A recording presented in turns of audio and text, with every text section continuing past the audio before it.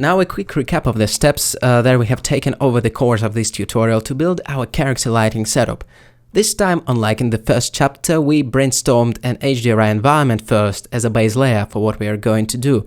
Making use of some real lighting data made it easier to get motivation for the lights placement. We just knew at that point that our main lights will be motivated by the windows and other natural sources of this HDRI. Then right away we got the overall levels down to form a darker, underplayed, low-key base.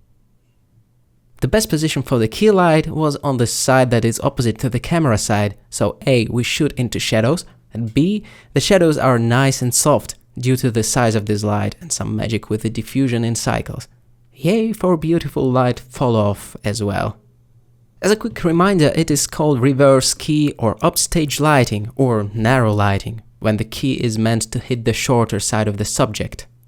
To add some punch to our softer key light, the secondary complementary light was used, a bit of a hotspot to capture lovely textural details that would otherwise come and go unnoticed.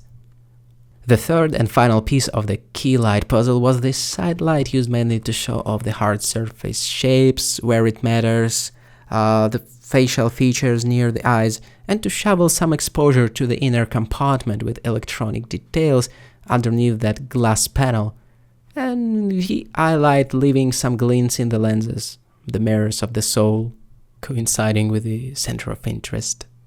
These were the things contributing to our key light. Then, to make the subject pop out from the backdrop and to realize the idea already present in the HDRI, we added a pretty harsh bluish rim light, highlighting the silhouette details in the wires and other stuff at the back. With the solid 3-point lighting base in place, we blasted it with the sunbeams to create so much needed pools of higher contrast here and there. We used it sparingly though, to go zebra. Light to light to dark, and so on. If our main light was supposed to be soft and glamorous, this sunlight was naturally fairly sharp lighting generated by a much smaller light source, still hitting the object from the direction that is opposite to the camera angle though. With the dynamic range in mind, and to make it believable, we gave our sun a serious wattage. Right off the start, it was like 10 times stronger than our key light. To put it into perspective. That is very rough estimate, but still. Then we bounced off some of the sun's exposure back on the robo's face to fill it in and just play with the idea of the sunshine bouncing off some surface for that extra touch and extra fill. After nailing, let's say, the main things, our next step was to light up the practicals that were preset to be activated via drivers in this blend file, like these flashlights, lenses backlighting, and so on.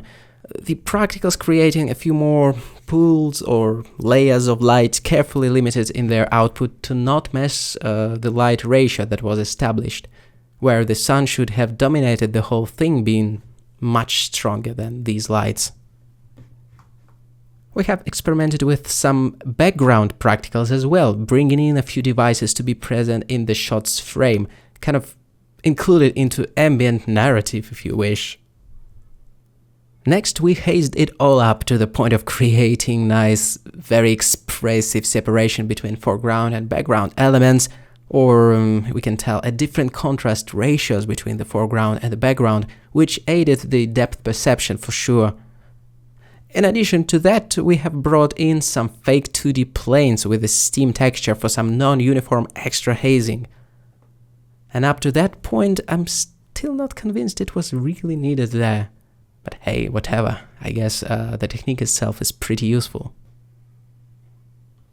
To make our lighting setup feel fancy and complete, we abused the dust particles trick once more. Our only excuse was that there was a sunshine in there to motivate it, and the set was based in the dusty warehouse after all.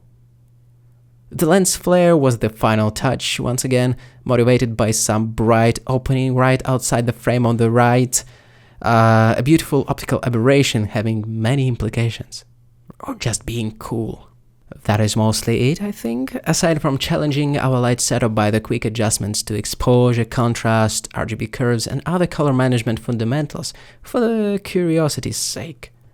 And speaking about the contrast ratio, I would say, if we take a step back and try to describe the vibe, that it is a low-key composition, fairly dramatic, with a wide dynamic range. This kind of dramatic type. So this was the cinematic lighting formula for characters, one light at a time.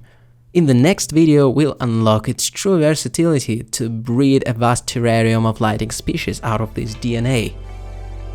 That was Gleb Alexandrov. You're still watching the cinematic lighting course for Blender. I will see you in the next video. Thank you so much for watching.